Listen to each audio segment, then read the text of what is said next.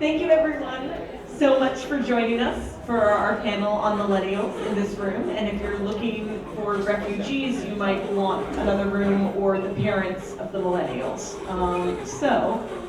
Thank you for joining us. We're going to be talking about the interests of millennials, ways to reach them both in content, what kind of material you're trying to offer, how you're trying to offer it. And I'd like to remind you all that before we start, if you could take a second to make sure your phones are silent.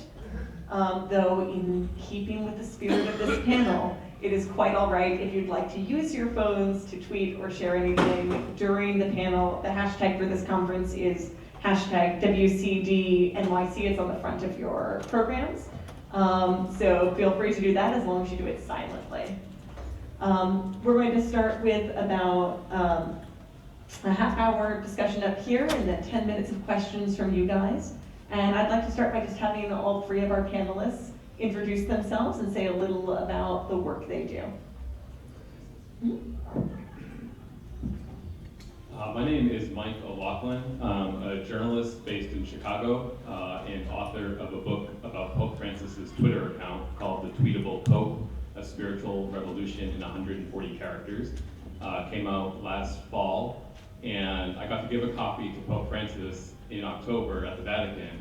And there was a little bit of a language barrier. I don't speak Italian, his English isn't great, but I'm told that he called the book interesting. I think is the best blurb I could possibly ask for a book about Pope Francis, so I hope you pick up a copy. I'm a journalist. I cover the Catholic Church. I write a lot about young adults. I was previously with the Boston Globe and Crux, now freelancing and publishing all around. So follow me on Twitter for updates on what I'm writing at Mike O'Loughlin. Hi, my name is Cynthia Dermody, and I am the editor-in-chief of Aleteia for Her. We're actually a new site, a new women's lifestyle offshoot of Aleteia, the Catholic news and lifestyle site. We just launched at the end of January, so we're brand new and learning a lot about millennial women and the women's lifestyle space and where it fits into the Catholic world. Previous to this job, I came from traditional media. I worked for a number of years at Cafe Media, which runs the sites The Stir and Cafe Mom, so strong social media background in women's lifestyle. Prior to that, I was an editor and writer at Reader's Digest magazine. My name is Cory Heimann. I am the creative director at Likeable Art, and our whole goal is to dive in. We work mostly with ministries, dioceses. We work with everybody from Life Team to USCCB, and we try to dive in, recognize their mission, and our whole goal is to not just promote their mission, but to do their mission. So what is it that you're trying to do? Now do that through media. So often we see media as something, especially we make films and videos. So often we see that as something like, oh yeah, we use that to promote what we're doing. Like what if we spin that on its head and really look at like how can we actually do that and progress what you're trying to do and how you're trying to minister. And then we also try to really build up the next generation of artists. So we're working on a lot of content, a book and a podcast and everything for artists trying to do faithful work, especially whether for the church or for secular, to build them up, build up a community, and to recognize the need for that. And I'm your moderator, Leah Libresco. I'm a newswriter at FiveThirtyEight and the author of Arriving at Amen, 7 Catholic Prayers Even I Can Offer, and incidentally, a millennial. So, the question I'd really like to start off with is, in your work or in what you've looked at in the communications of others, when is the category of millennial particularly helpful? When is that a useful lens through which to view Catholic communication? And when, if ever, do you kind of want to dive even deeper than that to divisions among millennials?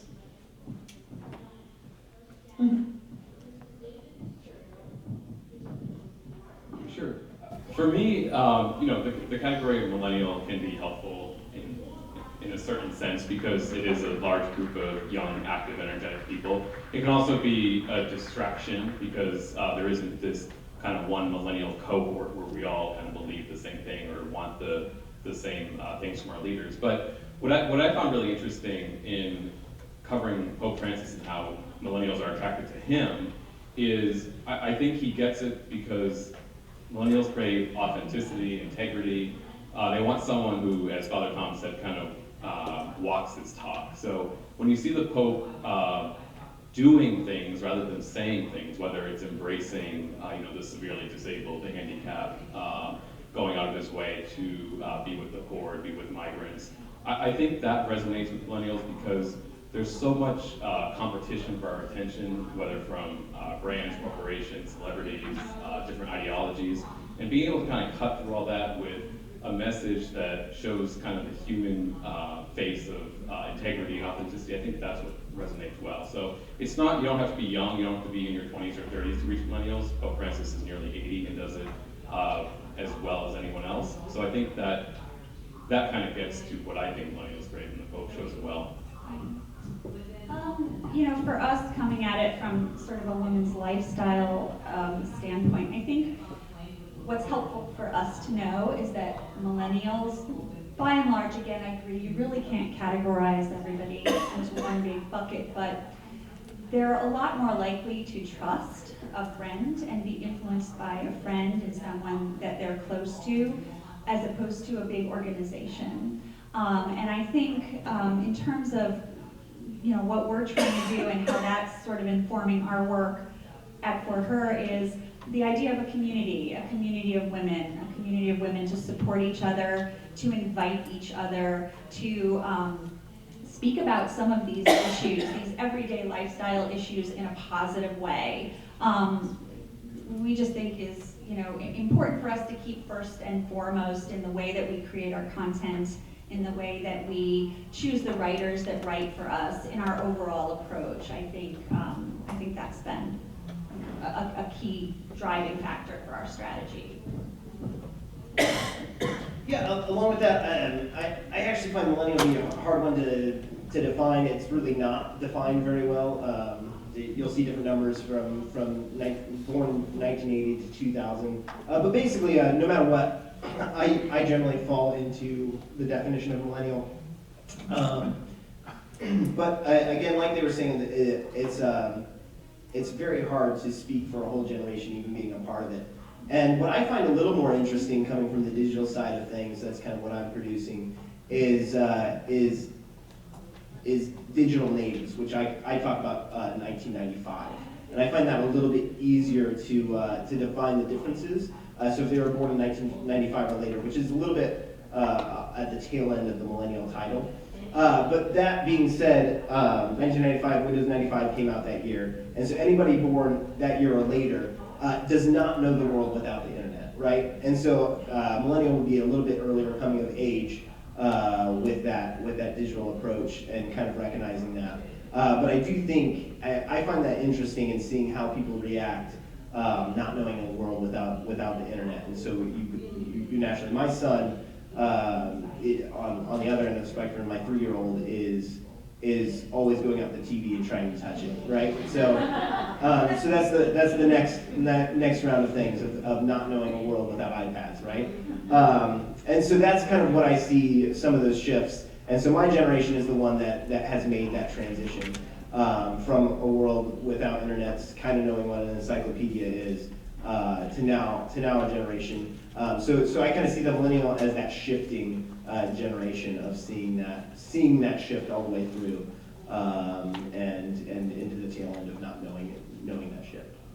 Michael, I'd like to follow up on your point about the authenticity of Pope Francis being something that attracts, not just millennials, but really manages to cut through a busy media environment. It seems like Pope Francis has, in addition to the advantage of his, holiness and prayerful life, the advantage that his smallest actions are amplified, and that there are a lot of small, authentic, kind things people do that don't reach us in the same way. What can Catholic media do, or what can Catholic media makers do to better highlight those small moments of caring for others when the person giving the hug is not the Pope? Sure, yeah, I mean, obviously Pope Francis has a certain advantage by being Pope. The world's going to listen to what he has to say right away, no matter what it is. I think an important lesson we can take from him is, and not just young people, but pretty much we've all been trained today that we want interaction with our leaders. We're no longer satisfied kind of having press release come out from an office, whether that's the Pope or a bishop or a young adult office, and kind of just consuming their information. We want a back and forth, we want dialogue, we want to be heard, whether that means if we agree or we're expressing dissent, we want to at least feel like our voices are being heard. So that's one thing, kind of, it has to be seen, communication has to be a two-way street now. That's a big change, I think, things like Twitter and Facebook have caused. And Pope Francis has responded to that on Twitter, on Instagram now, by kind of showing that he understands what's going on. I think back to April 2014, the world was having this big debate about income inequality. And Pope Francis sent out a tweet that simply said, inequality is the root of social evil. So that showed me that he knows what his flock was talking about. He was willing to engage and put some of his own capital on the line. And I think that's a model that kind of Catholic media content creators can follow, kind of allowing yourself to be open to that conversation, which can be a little scary because you don't know what the other end is thinking, what you're putting out there, how it will be received. But generally, we've seen that those small actions of mercy, integrity have been received quite well. So being able to amplify those on a local level, I think people will respond because I think we're hungry for those kind of human moments. So I think be willing to engage in dialogue and not be afraid of highlighting moments that you're not sure how they'll be received.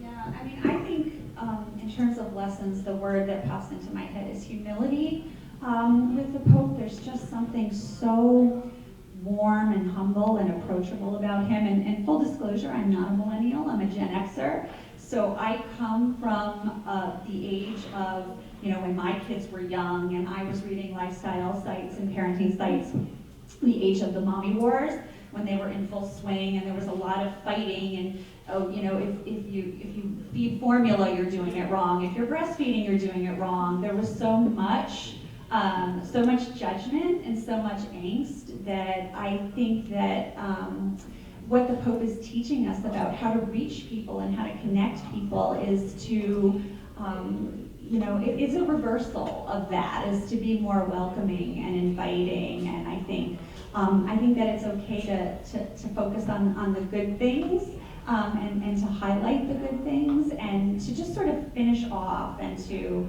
conclude with that sense of humility that I think reaches the millennials, that really sort of turned me off as a Gen Xer. I do think that the millennials are looking to the generations before them for what worked and what didn't. And I think a lot of times they look at that whole culture, that infighting and battling, and want no part of it. I think they've pretty much said, not for me, parenthood sounds terrible, all you do is fight, We want to kind of recapture some of the joy of all parts of life. Again, I'm speaking from a lifestyle standpoint, our relationships, our family, the way we raise our kids, even, the way we,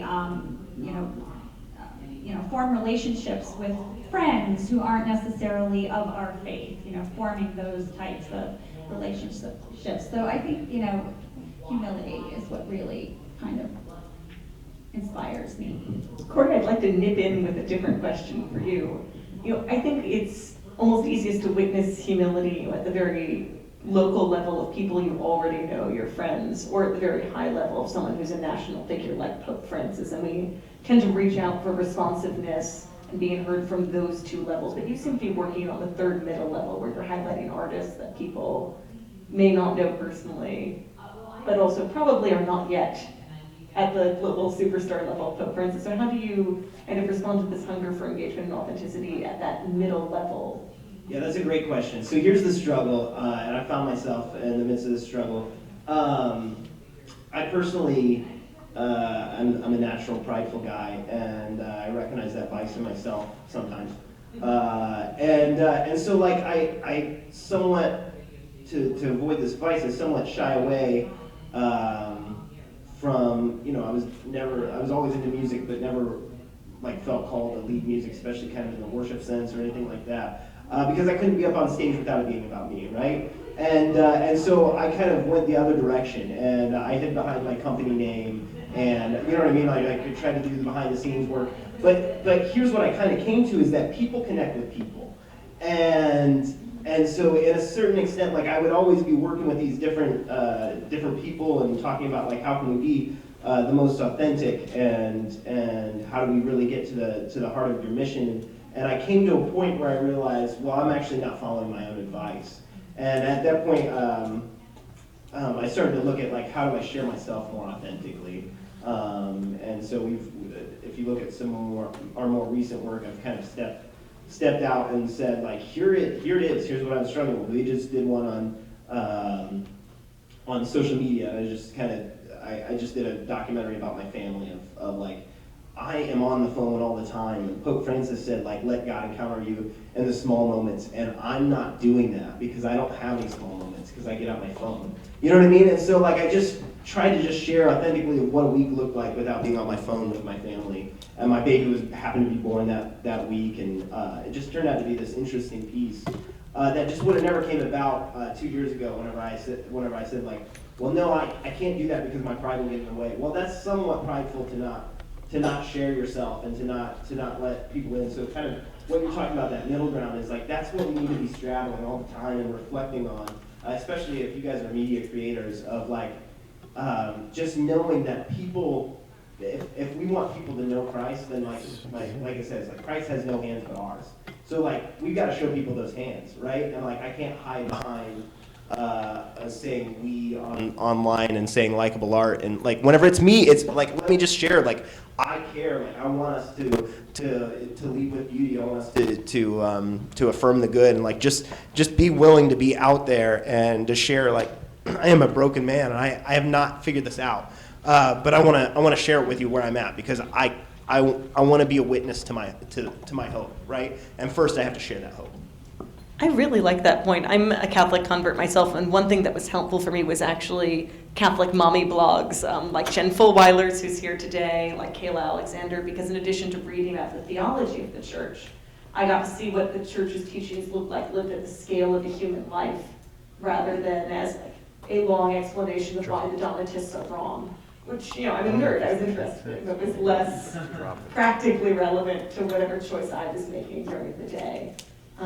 You know, it's interesting to see people kind of open their lives to share that and the struggles and in just the small choices they make, and make the life of a Catholic vivid, and you know, having it at the scale of your own choices. There's an essay by Father Newhouse where he says that he was attracted partly to what looked like non-theological parts of the lives of Catholic friends, which he came to realize were deeply rooted in the theology that shaped their life. But for Catholics who are engaging on social media, you know, they're often likely young Catholics to find themselves invited maybe to share more than they want to, invited to share their comment on whatever, you know, badly reported thing the Pope has just been alleged to say. I've had friends share articles and go, well, what do you think of this? How can young Catholics be prepared to engage on social media with questions about their faith, especially when suddenly all your conversations are happening in public? I think what's really important is to be ready and to be prepared with just basic values. You know what I mean? Like so basic values of how I interact online and stuff like that. I think we all kind of have to have, and that doesn't mean like a filter of not sharing ourselves, like we said, like we have to be authentic and stuff, but we have to recognize what our goal is. So a couple of things I say are I always want to affirm and share the good, share the joy 80% of the time. And that gives me the credibility to be able to critique 20% of the time. Does that make sense? And so whenever I'm following those kind of general rules, like there's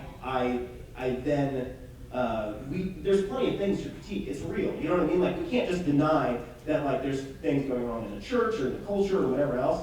But like if we're not sharing the joy of Christ, like then why should I care about your opinion of what is going wrong in the political system? Or you know what I mean? Like you have not been an example of joy, right? Of hope. Like those are the values that I'm trying to accomplish in my life to make it to heaven, right? So like if I'm looking for those people who share that, right? And are willing to go about that. So I think we do that by leading with beauty, like I was talking about earlier. Bishop Barron talked about baseball. He says with a baseball game, like if you go and you tell a young child, like, here are the rules of baseball, and go to first, and you can actually you don't slide to first because you run through first, but you slide in the second. Like a kid is not gonna care. But you take him to a pro baseball game and let him enjoy the game, let him meet the players afterwards. Like you lead with that, then he's gonna be like, I want to know how you play this, right? And so my nephew, he started and he just hopped on the t-ball game, never saw a game. He hates baseball, but his brother that's a year younger, like he's just been going to the game. He wants to play so badly, and that happens every time. We have to do that with our faith as well. Like if we want people to be attracted to the faith, then we start with beauty and we let that lead to truth and goodness, right? And so start with the beauty. Share Michelangelo. Share, you know what I mean? Like that's why I'm so deep into the arts of just wanting to share that beautiful aspect. You know what I mean? You walk into the church, you see the woodwork. It's all meaningful. You know what I mean? Like let's share that meaning. What is the meaning behind this or that? And then let those beautiful things lead to the truth and goodness. We cannot eliminate truth and goodness and just follow beauty. But we can let that be the doorway to truth and goodness. Cynthia, it seems like your website at Aleteia for her is very focused on being a doorway in the way you described. You actively try and reach people who are seeking rather than already Catholic, I believe. Right, yeah. How is it that you kind of invite people to the baseball game? What is it you do to put the church before them when they don't even think they're necessarily looking for the church in the first place? Right, well, it's very, very subtly. And, because we're a new site, time will tell if it's actually successful or not. But like Cory said, we're very much about beauty too. And, our site's motto is "Have a beautiful life inside and out," because it's not so easy to get to the inside part. A lot of what we do is starting from the outside, hoping to draw people in. For instance, we're very much a fashion site. We're very much, focused on home decor and recipes and food and, a lot of those aspects that you wouldn't normally think of, Catholic, religious. It really, the content itself doesn't, kind of hit you over the head in that way, but so much of everything that happens in our life, especially as a woman, is connected to our values, our beliefs, and that has a very strong echo back to the church. For instance, when we're talking about home decor and we're featuring beautiful homes, it's not just about, isn't that a great couch and I really want that.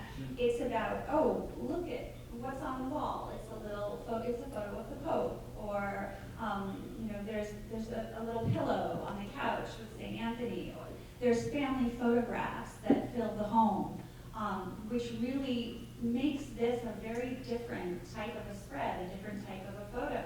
It's really about the family that fills the home, and the decor is really an expression of who you are as a person, of the family's hobbies and interests. So all those various different elements will go in to the magazine that makes it, a lot deeper than the superficial product you see at other sites. And I think that's our approach sort of for everything, not just a particular production or, piece of content, but just that's our philosophy to draw people in, that there is finding that beauty in the everyday and helping lead the reader to the true source of that beauty.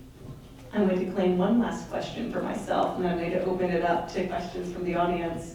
Sometimes people talk about holy envy when we have like a particular prayer in another denomination we love. I have a friend who has intense holy envy for the outreach efforts of the Mormon Church, who just tend to have better websites and a really interesting approach to evangelization. I'm curious, in all your work, If there's any particular holy envy you have for any other faith's way of reaching out to millennials, or even for the way a secular source does it, that you'd love to see the church imitate more. Well, I mean, I can speak to the Mormon mommy blogs, as they're called. The Mormons, got in on this game pretty early, and because they're known to be such great journal keepers, it was sort of a natural transition for stay-at-home moms to jump on the kind of blogging bandwagon, and it's really great branding when it comes down to it. I mean, their blogs are beautiful. A lot of them are photographers, picture-perfect kids, attentive husbands. It's great hair. That they make pies. It's just it's a wonderful, happy, shiny life. Now that's never necessarily the true and complete picture, but the Mormon lifestyle bloggers have been very successful in attracting an audience, specifically young women who are, highly educated, come out of college with lots of loans. They're stressed. They're trying to find the answers that were really not necessarily laid out for them from the generation before, or their parents. Often, children of boomers who come from a very similarly stressed out, lifestyle. I think that there's a search for simplicity. There's a search for this, this happiness and joy that they're struggling to find. And I think that the Mormon bloggers have done a pretty good job of presenting that alternative to them. And I think that's something we should look toward. Cory and Michael, anything you'd like to steal? Yeah, not to heap too much praise on the Mormons, but I remember when the Book of Mormon came out here in New York. For anyone who's seen it, it's filthy, raunchy, funny. It's also pretty critical of the Mormon Church. But rather than kind of protest and react and do what sometimes we do, like I think of like the Catholic League, for example, protesting shows that they see as critical of the church. The Mormons kind of embraced it as an opportunity to evangelize. So in Times Square here, there was a big campaign, I Am a Mormon, showing different faces of Mormons from around the world, and they offered stories, and saw it as an opportunity to get their message out. And even I saw it in Chicago last year, and even then, the Mormon Church was still advertising in the playbill. I think it was, you've seen the show, now read the book, and it gave you a link to get a free copy of the Book of Mormon. So it shows me, it goes to the deeper issue of being confident in your faith, and then you're not afraid to engage the other side, even if you are being kind of lightly mocked or ridiculed. And I wish the Catholic Church came from that posture more frequently. I guess from a different perspective, just a question, who here is here kind of from a marketing perspective, kind of wanting to learn more about this because of marketing purposes? A few? Yeah. I guess a big one for me is just the way storytelling is shifting and evolving. And I think a really good example of that is a lot of things going on YouTube. So often YouTube was just seen as the cat video place, you know what I mean? And so one of my favorites is a New Yorker here, Casey Neistat. So he was a filmmaker, he was doing HBO stuff, feature films and stuff like that. And he's completely changed to, now he just does a daily vlog. He calls it a film, you know what I mean? Like every day I'm gonna make a film. And he's just a really good storyteller, right? And so you see him, charter a helicopter across town, and then you see him with his 1-year-old baby, just minutes later. You know what I mean? And you see those contrasts. You see him trying to start up he's actually doing a startup meeting, just trying to push authenticity, trying to push storytelling, and see where that leads, and do it every single day, right? And I think that's really interesting. And again, like I was talking about connecting with people, like that is just, just doing that, like millions and millions of subscribers, by that consistency and authenticity. And so not everything he does I can agree with or anything like that, but what I can say is that he's really pushing authenticity. And so the question is, what we were talking about earlier, is how to do that authentically, and also try to do it with humility. You know what I mean? And that's a real challenge. So that's kind of where we're at. And I would like to open up for questions from the audience. Israel is going to bring the mic around to people. We'll get through the most number of questions if the questions are as brief as they can be while still conveying the heart of your question. Hi, my name is Christopher Hale from DC. I was wondering, this conversation, I really enjoyed it. I'm thinking of like a Francis critique of it, and it sounds very privileged and like a very bourgeois understanding of millennial. What way does Francis challenge millennials to be less, if you will, for lack of better words, superficial and more on the margins and with the excluded? I guess a big portion of it, my wife was a youth minister for years, and so what we saw with these youth is it started out as you took your MVPs, whatever was like the most faithful, most excited about their faith, and you took them on a mission trip, right? And that shifted in a matter of years to that's the first thing you do because people are excited about service. So I guess a big thing with what you're talking about is that actually that's a starting point. That's a really beautiful starting point. They might not know anything about the Eucharist, adoration, or anything like that, you know what I'm saying? But they have a desire for reaching out, like almost naturally at this point, and for justice and everything like that. So meet them where they are and recognize that and affirm that. Like first thing is to affirm that desire and to push it further and to recognize it wholly. Like a big thing that I always try to push is that we so often see Catholicism as blinders, where we can only see the Catholic angle of things. That's not true at all. This is the universal truth. This is the universal church. The Catholic worldview is the widest lens to see the world, right? And so we have to see like where their blinders are and show Catholicism as the wider angle, right? And show the beauty of that and then recognize that and push that. So that's kind of my thoughts. Was that kind of along the lines of what you're asking about? Just briefly, in my own work, I've tried to make it a point to give voice to the people who feel in our church who feel like they don't necessarily have a platform to tell their own story. So I think of a few stories I've written, one about Native American Catholics who have this kind of complex history with their faith, kind of adopting the faith of their oppressors. And then I wrote a story about transgender Catholics, which obviously is a very hot button issue right now. And a story about African American Catholics. And so I go to these places where they're part of the church for sure, and you know they're as Catholic as anyone else, but they also have a pretty complex relationship with the church. So I think in communication work and media work, going to those places where people feel as though they could use a platform to get their story out, I think is a helpful way to really make sure we're covering the margins. I think one thing I would just add is that there are two reasons you want to get the attention of millennials. One is that you literally need people to visit your website or anything else for it to continue existing. And the other more important reason you have something important you're communicating or trying to get in front of them. And it's important to think about for whatever means you're using to communicate who you cannot reach. Because someone who doesn't have a cell phone isn't going to constantly be online engaging with you on social media. Someone who's using the internet mostly at the public library because their parents don't have a computer isn't reaching you that way. There is a responsibility both to reach those people and to think about the fact that they're not seeing you and may not be sharing their stories with you and you're presenting only part of the Catholic world and to the people who are reaching. I think that's an excellent point about who we miss when we look, especially through the lens of the internet and social media.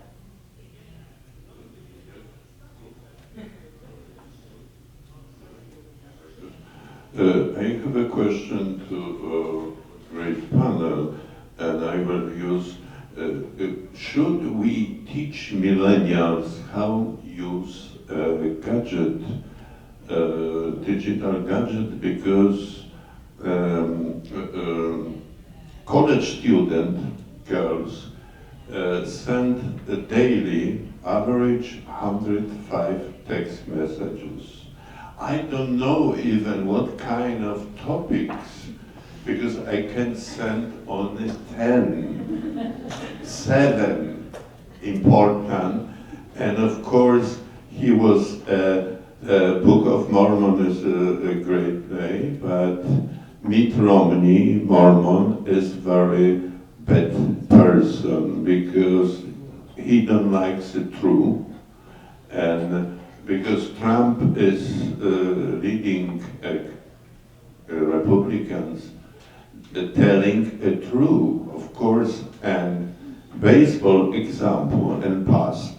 This was a family event. We took back sack of drinks, not necessarily only beers, and we discussed with family and friends in 5 hours of average game about philosophy, about life, about everything.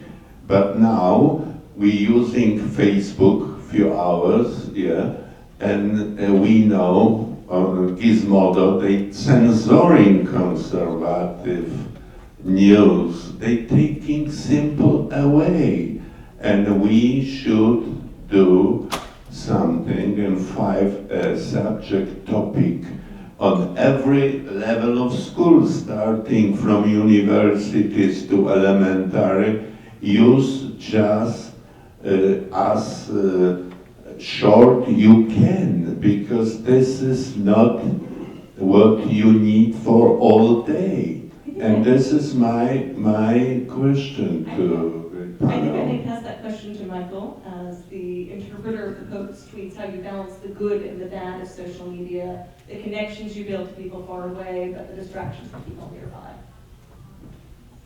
Yeah, I mean, the reality is we can become addicted to our phones and social media. It's a temptation like anything else, but that's just the world we live in now. It's saturated with technology, and I think we have to adapt to that. But that being said, one of the things I love about the Pope's tweets is every once in a while, if you're scrolling through your Twitter feed, a tweet from him will pop up that reminds you to kind of look up from your screen and engage the people around you. So it's a little counterintuitive because he's using technology to remind us that there's more to life than our digital screens. But digital screens make up a large percentage of our life, so we have to be out there because that's where people are today. So now, I'll come at you a little bit differently. I mean, the genie's out of the bottle. I mean, you know, if we look at where Millennial is today, you know, what's your child going to be like when they come up 20 years from now? Okay? I mean, they probably will very well have a medical monitor that, along with knowing where they are and what they're doing, because those cars are already, the technology already exists today. So if you young people, you've experienced a number of the programs the Catholic Church already has, whether it be marriage prep or parenting or NFP classes, from your position, if you could give the church advice of how to not try to put the genie back in the bottle, but how does the church need to adapt to understand that the millennial and people coming see expertise, true expert of opinion in their peers, not in the organization, which I think was your words.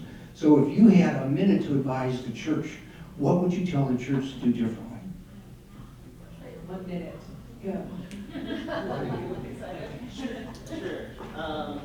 So 2 things. I think kind of answer both your questions. I think an important part to remember, we can't speak for a whole generation, but there will be, and there is, a resurgence of the physical, of the outside, the digital. If you've seen the Ben Stiller film, While We're Young, so there's this montage of, so Ben Stiller and Naomi Watts play this 45-year-old couple, and then Amanda Seyfried, or however you say her name, and Adam Driver play this 20-something millennial, right? And there's this montage of Ben Stiller is listening to his iPod, and you see Adam Driver, the 20-something, putting on a record, and then they go back, he's running on a treadmill, Ben Stiller is, Adam Driver is running out in nature and stuff like that, to show this kind of, this flip of just this pushing against that. And I think we'll consistently see that, and we'll see it more and more as we're, but it's most certainly, I can say that at the same time as that things will continue to progress.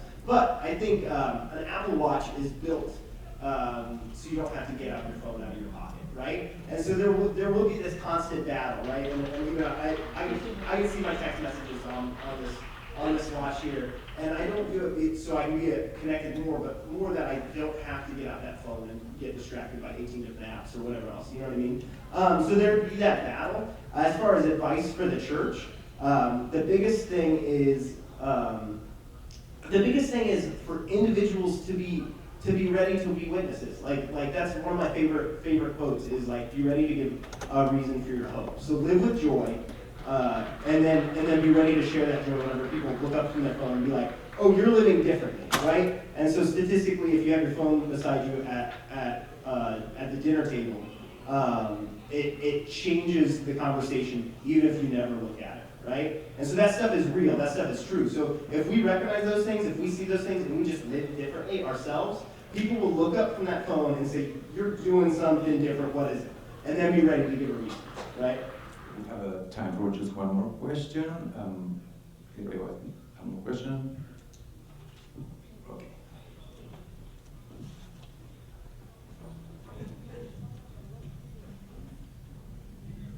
How do you allow reaction to your stories to guide future content choices?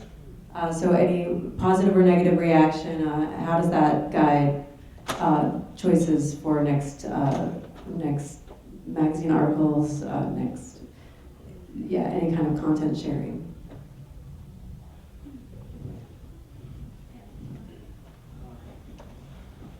Can I follow up on that? I'm thinking purely from the standpoint of like analytics. So we're all in the digital age. How do you allow the analytics in addition to commentary to guide? Anything about Donald Trump will get well read. Anything about Pope Francis will be well read. If you can combine the two somehow. No, in all seriousness, you have to kind of, I think, balance what you consider important stories that are interesting to you. So for me, I made it a point to cover communities within the church who maybe felt as though their voices weren't being heard. So I wrote stories about Native American Catholics, African American Catholics, LGBT Catholics, just to give a space for people to feel as though their stories aren't being heard in the wider church. So those were important to me. Some were popular, some were not. That's just reality. Obviously, I was covering news, so I was attached to the news cycle. Being able to kind of jump on the news with an interesting angle that other people haven't covered is always an effective way of getting your content out there. And within Catholicism, Catholicism should, at its best, kind of encompass all culture. So there should be a Catholic angle with almost everything. I think that's one way to kind of get your own content or your own angle out on what's happening in the world. I mean, I can only tell you we're a new site, so our analytics are a little underdeveloped and young, but I can tell you what we're finding initially with our lifestyle content, and we've tried a lot. We've covered celebrities, we've done fashion, we've done, home and garden, we've done a lot of different things. The stories that are resonating the most are stories about relationships and family. And this, one of our most successful stories wasn't really a Catholic or religious story. It was about a mom who was struggling to find out what was wrong with her 13-year-old son. He had suddenly turned OCD for no reason at all. And she tells this story about, basically how, the struggle she went through with her husband because it was a very difficult time, and trying to find the right doctor to eventually, coming up with a reason and a cure, but her faith and the strength of her family and her philosophy just kind of came through that story very subtly, but it was there and it was very strong. And so we're finding a lot of success with those types of, stories about relationships and families and co-workers and not just families either, but single people and touching on the theme of how married people and people with families need to support single people and younger people. So that's really what's resonating. Yeah, I guess I'm a little bit hesitant to pursue analytics too far. I think it's good to have data and to recognize data and stuff like that.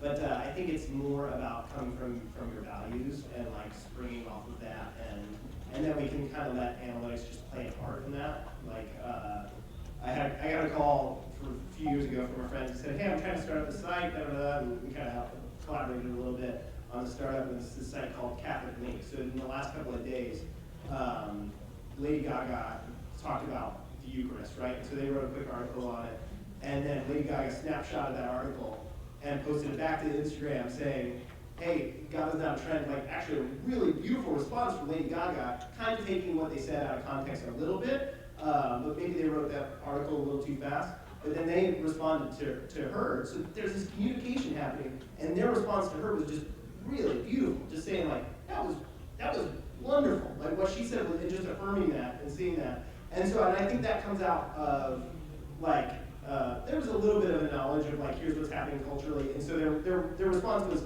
things to remember whenever we see celebrities sharing the policy.